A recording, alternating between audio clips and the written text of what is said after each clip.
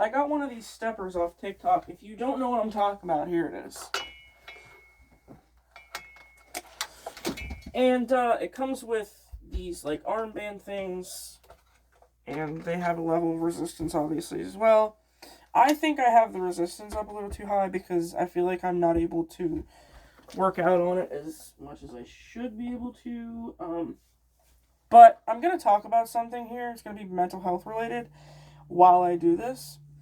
And the reason I'm doing it is because I feel like I need to exercise and work out, and hopefully I don't fall on my fucking face. This sucks. And I am not a light human being. So if you are concerned that this stepper will not hold you, I weigh 323 right now. So, and I apologize if the noises from this are distracting at all. But I want to talk about mental health because I keep seeing videos about men's mental health and women's mental health and the comparisons about how men have it harder and that women are taken more seriously when they speak about mental health. And that's true. For some reason, women are seen as weaker, which is also a problem, right? Because women can be just as, dependent and, or not dependent, but independent and strong and, work the same jobs men can.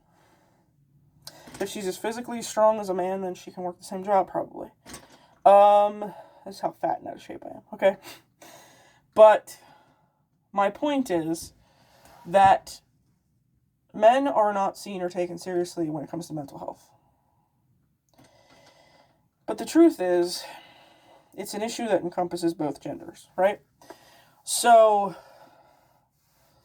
if you're,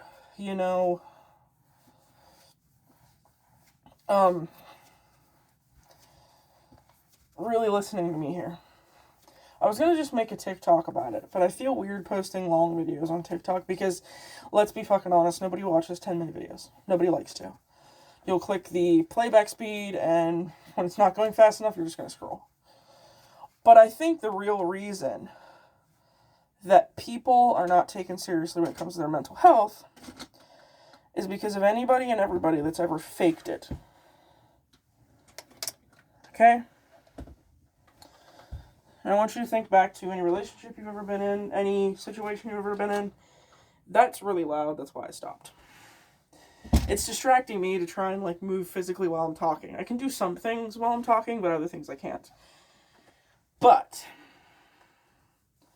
I was in a relationship with a guy that was so toxic. He was mentally manipulative. He said he would have panic attacks. He would do this twice a night, at least every night of the week. And when I say panic attacks, I just mean him flipping shit over stuff that I have never seen anybody flip out over. Also, it was something that did not happen. Let's say I would hold his hand like this, and I would readjust my fingers. He would have a panic attack and go and start scratching his fucking hand until there was a fucking scab there and he was bleeding. When he and I first met, he did not act like that. Things like that didn't irritate him. Certain sounds didn't irritate him. He was fine. But the further the relationship got, the more he was trying to manipulate me and control me, the more he acted like this, right? And I hate to admit that I feel like that is going to make me have some sort of bias against any man that shows me emotion. Because I'm going to wonder, is this man manipulating me? Is this man trying to lie to me? Is he trying to gaslight me? Is he going to turn into that? And I want to make it clear that in my logical mind, I already know not all men behave that way. The majority of men do not do that. The majority of men do not act like that. That's why I'm not dating anybody right now. That's why I'm not seeing anyone right now. I'm not even sleeping with anybody right now. Because I want to make sure that I don't have that in my head if I go into another relationship. Because I don't want to give somebody that toxicity. I don't want to carry something from back then to somebody who has no business being involved in it or dealing with it. It's not another man's fault that he behaved that way. But this brings me to my point, of the fact that 95% of the dating population have experienced a person who behaves this way. And if you are one of the people that behaves this fucking way, you are the reason that people's mental health is not taken fucking seriously. You are the reason that somebody could go up to somebody and say, hey, I just need to talk. And someone goes, okay, why are you manipulating me? Why are you lying? Why are you pretending to be upset? Why are you playing victim? Instead of going, this is a fellow human that needs me. They just need an ear. They just need a person. And when they don't get that person, when they can't talk to somebody, when they feel alone, that's when you lose someone. That is when you lose someone. And if you are someone who has ever had those thoughts, I've had those thoughts. And I try not to let those thoughts become as dominant as they used to be. I never attempted, but I used to think about it. And I'm glad that I never did it, because I would have missed a lot of good things. And that's the only thing that I can tell you, is if you end your own existence, you will miss so many good things that you don't even know are going to happen. I don't like using the tactic of stay because of your parents, stay because of your pet, stay because of your sibling. Because then that puts the responsibility of how they feel on you. And you already have enough on your heart without that. You already have enough in your own emotional well without having to worry about, well, and if that's the only reason you're staying, what happens if they pass? That will become another reason, another catalyst. And that's the thing, like, sometimes the world really does suck. But you have to look at the bad times that happen and realize that they're not permanent. They really aren't. Sometimes they feel like they are, but they aren't. And I'm not the perfect advocate for this. I'm not the perfect person to talk about it. I'm not the best person to take advice from, because obviously my room is a shithole and I'm overweight, and a lot of people would say that I am not a good role model because I'm overweight. I'm not a good role model because my house isn't perfect. A lot of people would, put me in a bad category. All I can say is that there are people who love you, and they may not know what you're going through. They may not understand if you do try to explain it. But what really sucks is that there's people out there that if you try to tell them that, even if they felt the same, they would never talk, because they've been told their whole lives to man up, or just deal with it, or grow up, or... First of all, if you're one of these people that you have a younger sibling, I've been this younger sibling, so this part of it I do relate to, and you see them get upset about things, or you see them show emotion, and your immediate response is, grow the fuck up. I just want to let you know you're not helping. Because guess what? There was a point in time where you showed emotion, and I'm sure the reason you're yelling at them is because somebody yelled at you and told you the same shit. But I digress. I still want to emphasize that I believe the reason that mental health is not taken seriously is because of the people who fake it. The people who pretend. The people who say, oh my God, I'm going to flip out. And they flip out, but it's all fake. The people who cry and the tears mean nothing, but they're just trying to get their way, manipulate somebody, control somebody else, gaslight somebody else. And if you are somebody who has done that, again, you're the fucking problem. You're not helping anything. You're just making it more likely for somebody to suffer in silence until they ultimately end their existence. Because everybody that they know, they're afraid to talk to any of them, because they think that Everyone I know has had a toxic relationship, has had a toxic family member, has had somebody who pretended to have a physical, I pretended to have a mental problem. So now there's nobody that I can talk to because they all think that anyone who cries, anybody who shows emotion in that way, is just being manipulative.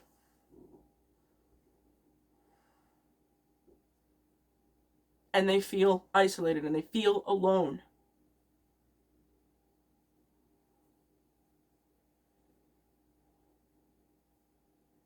I hate that it is such a common problem for men. I really do. And that a lot of women are coddled. They shed one tear and everybody comes to their aid. And everybody goes, oh my God, what's wrong, honey? But a guy sheds a tear and they're like, pussy. He's a human being with tear ducts and emotions too. So, how's it wrong for him? And if you're a guy and this is the first time you've ever had somebody validate your emotions, I'm sorry. If you're a guy and you're watching this and this is the first time you've ever had a woman encourage you to show emotion or to not be ashamed of your emotions, I'm sorry. If every woman in your life has treated you like shit anytime you showed any kind of emotional integrity, emotional intelligence, or emotional depth, I'm sorry. And I'm not saying that to be a pick me or have dudes on my side. I don't care. It's just the fucking truth. You expect men to respect women. You expect men to, feel like an equal to women and, treat women with respect. But a lot of women don't treat men with respect. And I'm not excusing the horrible things that some men do to women. This whole bear versus man thing.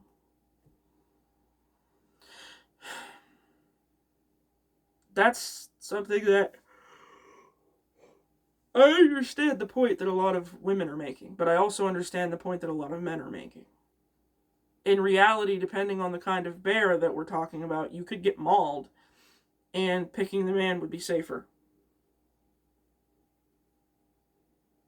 Because what a lot of women are referencing is SA. Okay, let's be real. But hear me out. I'm not trying to invalidate someone's SA. I'm not trying to take away their trauma, take away their pain, or minimize it. To be traumatized, you have to be alive. The bear might just, you know what I mean? Unless, in some cases, the trauma is probably worse than death for a lot of people, from their perspective. So I do understand that. Again, not trying to minimize anything. Back to the point of men's mental health and mental health in general. Because women's mental health is minimized as well. I grew up in a household being told that a lot of times when I showed emotion, I needed to grow up, I need to get over it, and it was from a perspective of somebody who also got told that. I already know that because it was usually my brother telling me that. And I also understand it from the perspective of somebody who doesn't know how to respond when somebody starts crying from something that even when I would cry, I'd be like, why am I crying sometimes? Because my brain would just, I would try to explain a point of view. And for some reason, my brain would, make me get emotional. And I hate that. Because I'm just trying to tell you how I'm feeling. And my brain, and sometimes it wasn't feeling as far as an emotional topic, but it was something that I wanted to say, I wanted to express, I wanted to let out, and my brain would make it so that I was crying and you could barely understand what I'm saying because I'm like and I don't like that about my brain because I'm just trying to explain myself and my brain wants me to cry and I'm like, that's weird, I don't like it. So sometimes your emotions come out even when you don't intend them to. Then I have times where I'm completely numb and I hate it. But that could be from being told not to show emotion for so long that now I'm like, are the emotions that I'm showing appropriate? That's another problem with discounting mental health, is you have a room full of people, a population full of people that when they do finally start to show emotion, it could be misguided, misdirected, and incorrect because they have not been allowed to feel their feelings, process their feelings, deal with their feelings, and develop any kind of emotional intelligence. So their reactions could be completely inappropriate. And you can't get mad at them for that, especially if you're one of these individuals who now, looks at people and goes, oh, get over it, oh, grow up, oh, knock it off. The only reason you should ever tell somebody don't cry is, please don't cry. Please. And that would be because seeing them in pain hurts you because you love them. That's one of the only exceptions. And it's not trying to stifle their feelings. It's kind of like, hey, I'm here for you. Please, please, please, I'm here for you. Please tell me what's wrong. Because you want to help them process their feelings instead of just letting them cry and wail and suffer. That's one of the only times.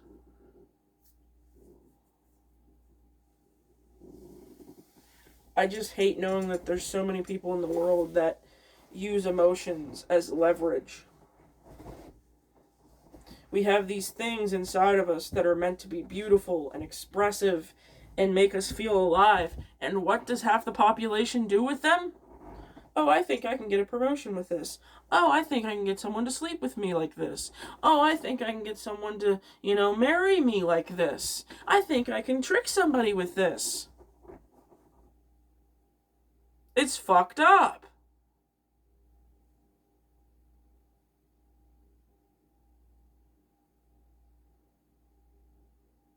It really is. And I hate it. And then people have the nerve to ask other people, hey, why don't you have many friends? Why don't you go out more? Because of the toxicity that exists within the human race. That's why. Thank you for watching my video. Hate to be this person, but please like and subscribe if you feel so inclined to do so. I do post every now and then. Sometimes it's big, heavy topics like this, and other times it's just me talking about something simple. If there's anything you want to hear my opinions on, you may leave that in the comments. Thank you once again, and I recommend this stepper, as I said in the beginning of the video, and I was going to do this the entire time I was talking, but, again, extremely out of shape. I don't know, extremely out of shape. I'm just not good at cardio. Because I don't run. You know what I mean? Like, I can lift certain things. But your girl can't talk and breathe and work out at the same time. But I can hold a note on a song for a long time. I don't understand how my lungs work. I do not. So, I hope this video helped somehow or someone.